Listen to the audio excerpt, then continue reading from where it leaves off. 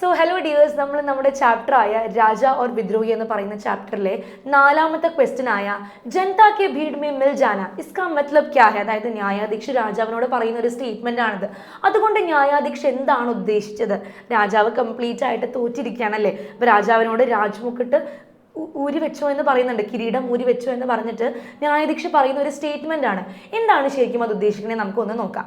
ഇസ്കാ മത്ലബ് ഹെ logo സെ ജുഡ്ന, ആൾക്കാരുടെ കൂടെ, ഒരു രാജാവ് എന്ന നിലയിൽ ആൾക്കാരുടെ കൂടെ കൂടുക എന്ന് പറയുന്നത് അത് വളരെ ഇമ്പോർട്ടൻ്റ് ആണ്. അതുപോലെ തന്നെ ജനഹിത് കെ അനുസാർ ന്യായയുക്ത് ശാസൻ കർക്കെ ജനതാ സെ അച്ഛാ സംബന്ധ് രഖ് സക്താ ഹെ, അതായത് നല്ലൊരു രീതിക്ക് ഒരു ശരിക്കുമുള്ള ഒരു അസോസിയേഷൻ എന്ന് പറഞ്ഞാൽ, ശരിക്കും രാജാവിൻ്റെ ഒരു പ്രവൃത്തി എന്ന് പറഞ്ഞാൽ എന്താണ്, അത് നല്ലോണം ആൾക്കാരെ ഭരിക്കുക, അതുപോലെ തന്നെ ന്യായപരമായിട്ടുള്ള കാര്യങ്ങൾ ചെയ്യുക അല്ലേ.